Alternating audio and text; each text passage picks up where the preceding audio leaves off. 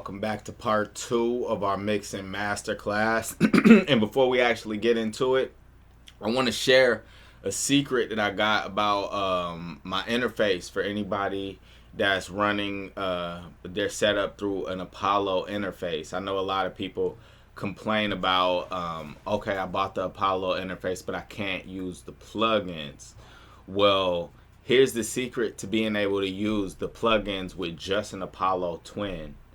Become a master at printing your tracks. And that's what you're going to see in this session. You're going to see a lot of me printing because I use a lot of Universal Audio 2 plugins. I don't use the native version, even though I can.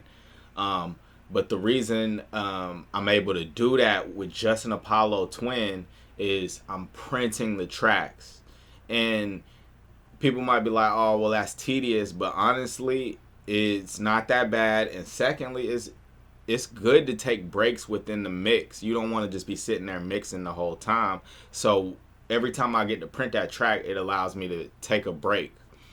All right. Another thing that's a secret about the Apollo twin is that you don't have to actually run the session through the Apollo twin. You could just use the Apollo twin as a satellite just to run the plugins. So right now, when I'm doing the screen recording and I'm doing the tutorials, I'm actually running the whole session through my computer. It's not being ran through the Apollo or my interface at all. But the Apollo is still turned on so I can run the plugin. So this can also be used as a satellite, and that's something that people don't talk about. Man, I really rock with Universal Audio products, and you could buy them used, get them around for like $400, man. Okay, so yeah, basically, long story short, the technology of today is amazing. Take advantage. We got way higher quality equipment for a lot more cheaper. So let's go dumb. All right, let's get into this masterclass. So where we finished off with this masterclass is we added a channel strip to our 808 and to our kick drum.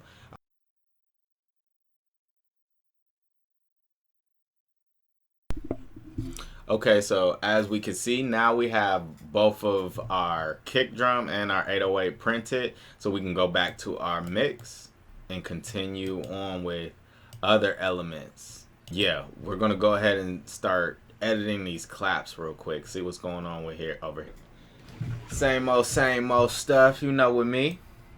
Now, the first thing I'm going to want to do to a clap drum is I'm just going to get rid of some of that low-end information because we literally just don't need it. So I'm going to cut using, in this filter section, I'm doing a cut at around 70 hertz. And then I'm going to jump straight into compression. So let's go ahead and do that.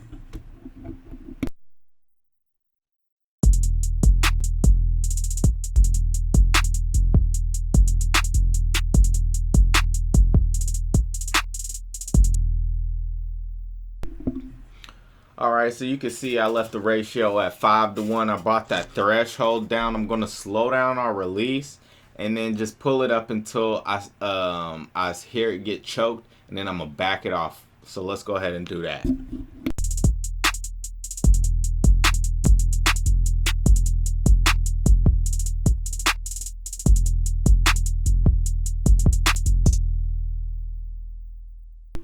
Alright, after listening to it, it started to get choked around that 1 to 2 second range. So I brought it around to 0.4 milliseconds, and that's where the clap started to really pop out. So let's go ahead and move on to our EQ.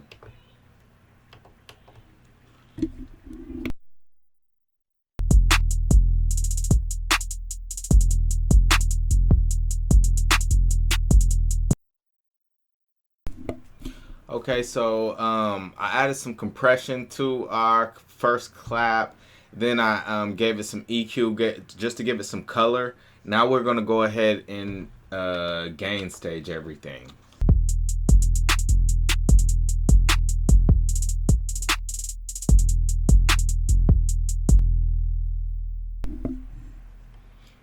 Okay, so now that everything's gain stage, let's go ahead and give it a before and after. This is before our processing.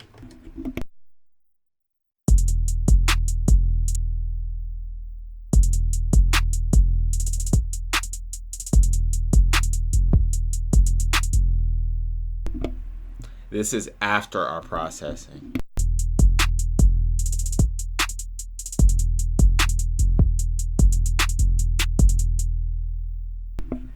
So it's actually sounding real good. We're starting to get into the groove of things.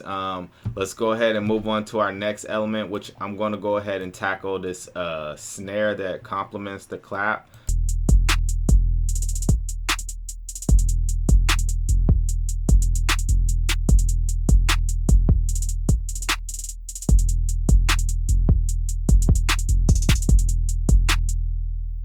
So all I'm going to do with this snare is just add a high pass filter, and you'll notice I cut a little bit higher than the main clap. So the main clap, I cut it around 70 hertz. On this snare, I cut around 120. That way our main clap fills it out just a little bit more, and we understand. Alright, so now that we finished up our claps, I want to go ahead and start looking at this hi-hat. Let's go ahead and pull up our channel strip for this.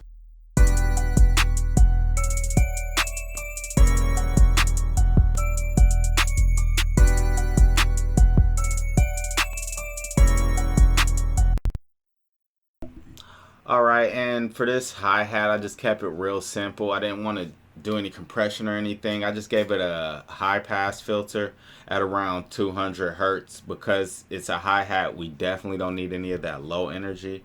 So we might as well clean it up for our more lower elements. Let's start looking at this chord progression.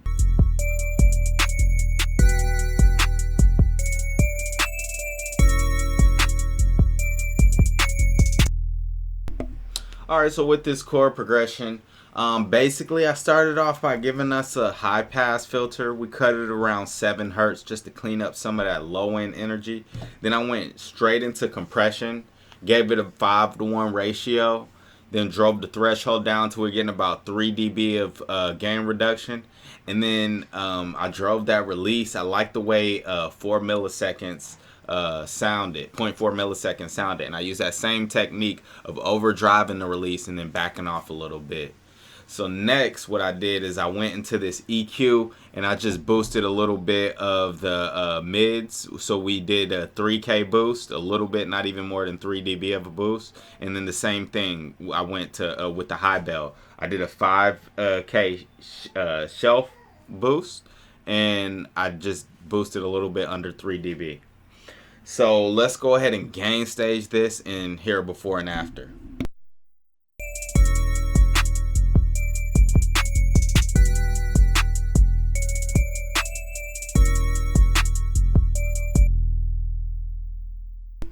Alright, so we got everything gain stage. Let's give this chord progression a quick before and after before we move on. So this is before we added our channel strip.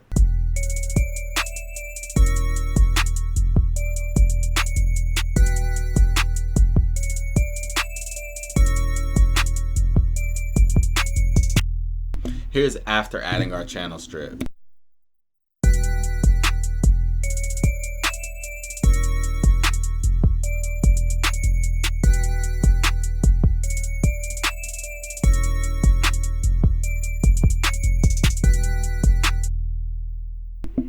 So yeah, I'm liking the way that sounds. I love the way compression sounds on pianos and synths. It gives it like a surround type of sound to me.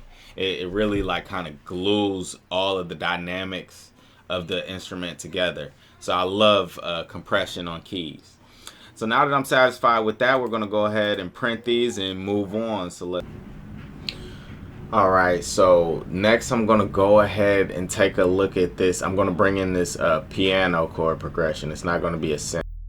Alright, and I'm not gonna really add compression to this one. I'm just gonna go because I added compression to our synth, and I want that one to more so stand out.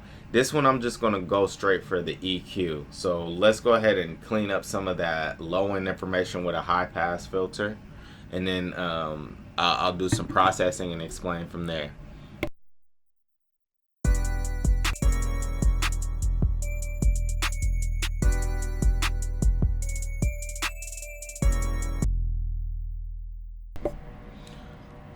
Alright, so basically what I did with this EQ is just to give it a little bit more weight, I went down to around 2K with this bluebell right here, gave it a little bit of a boost, under 3 dB. Then we came here to the green bell, which is our mid frequencies, high mid frequencies, and I just took out a little bit of that 3K because if you remember, that's where we boosted with our synth. So I'm just doing that to create some room. And also the same thing with this high band. I'm taking out a little bit of that 5K to create some room for that synth. So I'm going to gain stage this, and then we're going to hear how that sounds from the top.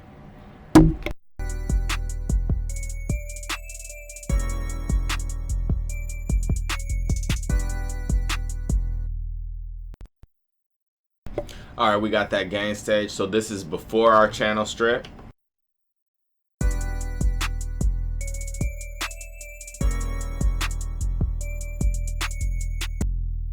This is after our channel strip.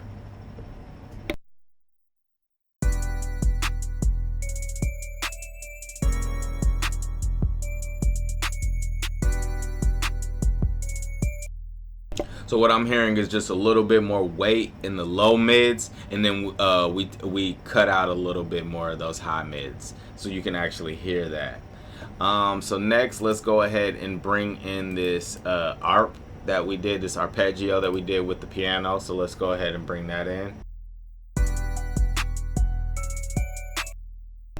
Alright, so I'm going to go ahead and start with some high passing, and then I'm going to get straight into compression with this.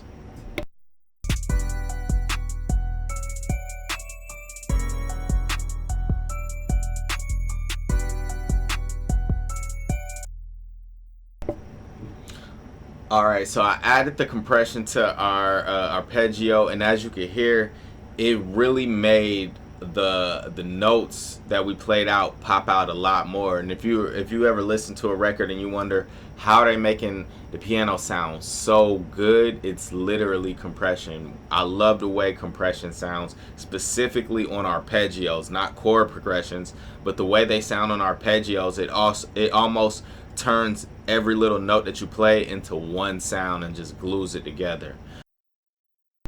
Those notes are just jumping out at you, so that sounds amazing. Let's get into some EQ real quick.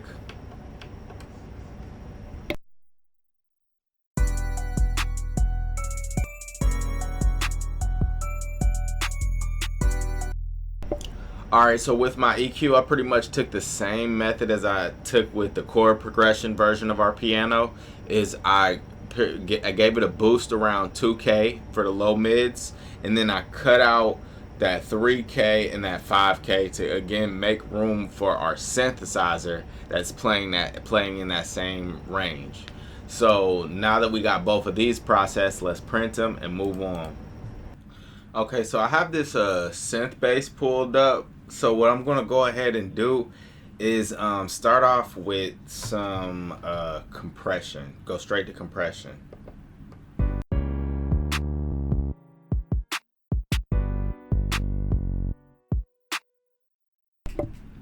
Alright, perfect. So with our compressor, I gave it a 4-to-1 release, let the ratio at 5-to-1, gave it a fast attack, that way it catches those transients and just fattens up our bass, and I just gave it around 3 dB of compression, drove the threshold till it got around 3 dB, and this is a before and after.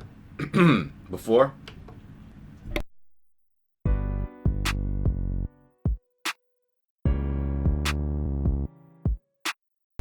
After.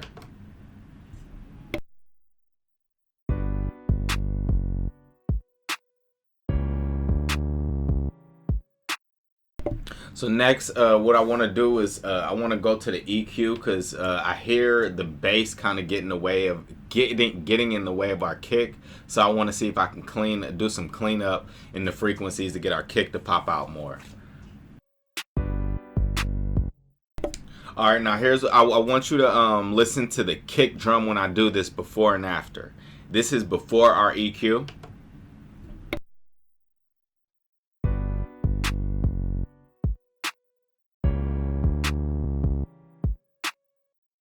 Here's after our EQ.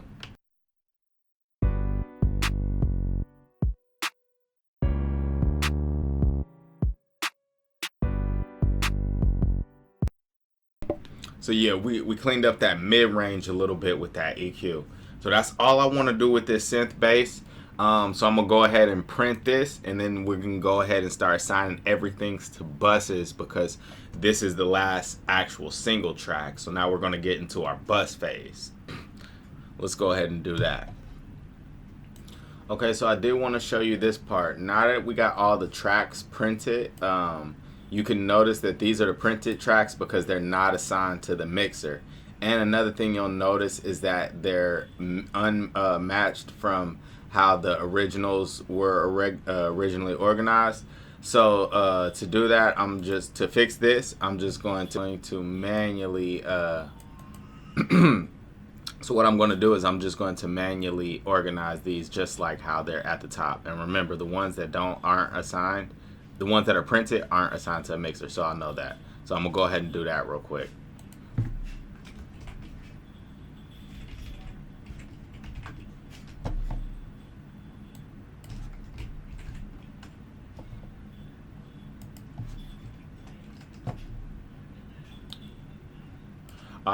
Alright, so as you can see, everything is completely organized with our printed tracks the way they are with our regular tracks. So now all we have to do is just assign them to our mixer.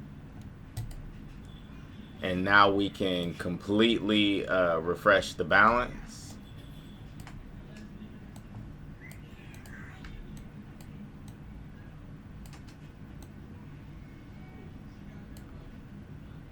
We can unarm this. We can delete our channel strip because we don't need it anymore. Go to our mixer. We no longer need this part of the session, and we're now here at this session. And again, if you want to organize these in the same way, you can, but there's really no need to. So I'm gonna go ahead and press play, and everything will be organized. All the keys are in the green.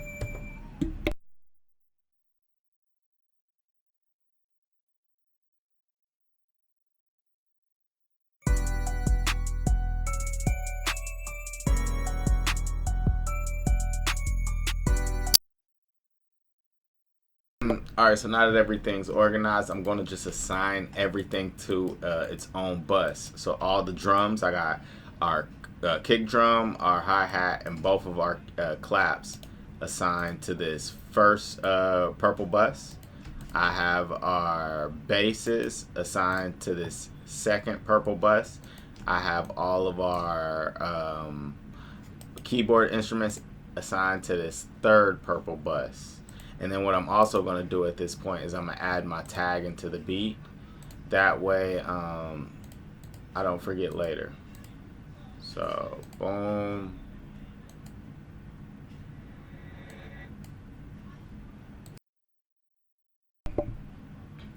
Alright, so the first thing I'm going to go ahead and start tackling when we start getting into bus processing is our drums. So with that being said, I went ahead and muted the vocals and the keyboards. That way we only got the drums playing. And then I'm going to start off with a compressor. The compressor I'm going to use for the drums is going to go ahead and be the distressor compressor. The reason I'm choosing this is because it's a very versatile compressor. And it has also a lot of tape type saturation that gives it color. So this is a great choice for drums.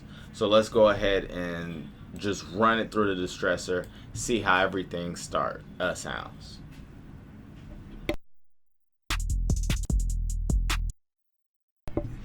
Alright, so just with the basic settings, that the default settings that it got has on, let's hear how it sounds. This is before we engage the distressor.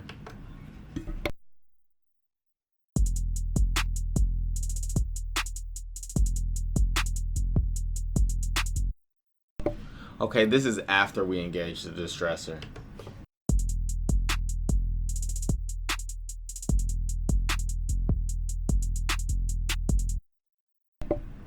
All right, I'm liking what it's doing, but let's go ahead and see if we can get some tone out of here. So we're gonna go ahead and keep the ratio at 4-1, but let's focus our attention on.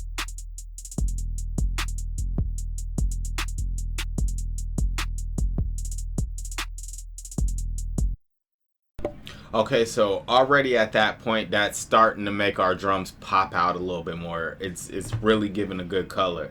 Next, let's focus our attention on this audio section. Now here, it gives us an option to either high pass the audio, which would be a good idea for vocals, but not for drums. So we're just going to focus our attention on these two types of distortion and see which one we like. I think the red distortion, the distortion 3 on the bottom here, is more of a low end type distortion. So we'll just give it a listen and hear how it sounds.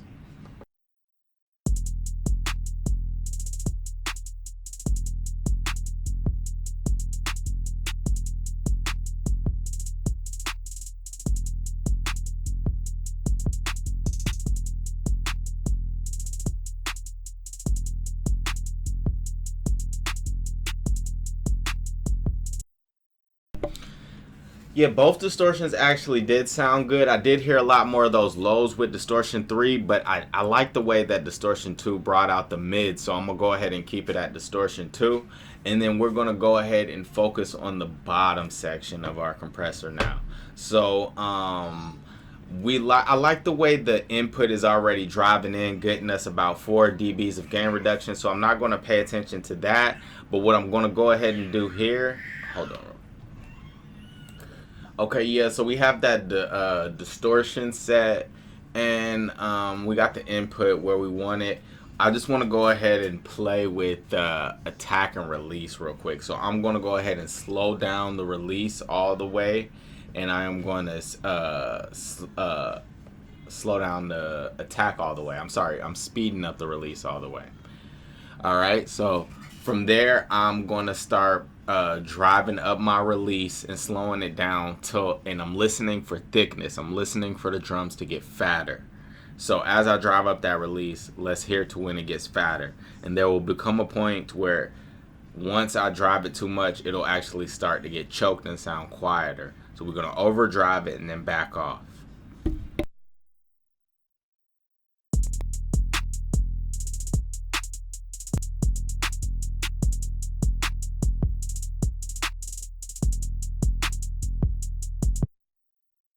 All right, after playing around with it, I figured out that around that 0.5 milliseconds, that's where it really starts to pop out. So let's go ahead and do the same thing with the attack. I'm going to go ahead and speed up the attack until to get some thickness out of it. But I understand that the more I speed it up, the more of the punch of the whole drum kit I'm taking away. So it's a give and take.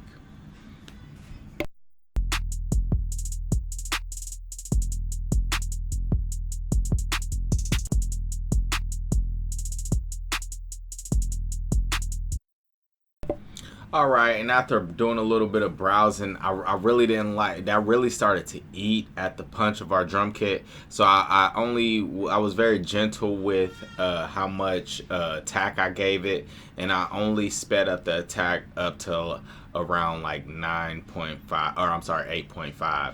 So now that we got all of that done, let's gain stage our kit and give it a quick before and after.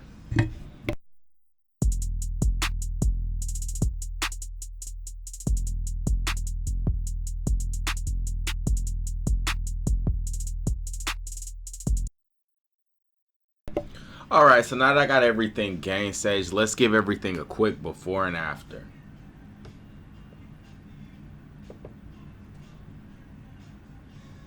Here's before our compressor.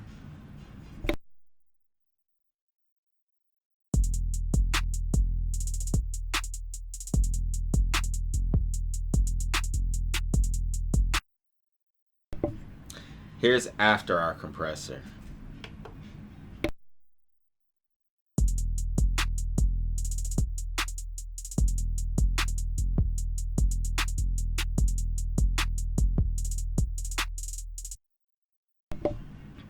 Alright, that's going to go ahead and be part 2. I hope you guys join me for part 3 of this mixing masterclass. If y'all fucking with it, go ahead and get the likes up, subscribe, comment. If y'all got any questions about the details of this, we going in. Alright, y'all be smooth. I'm Rick. Gone.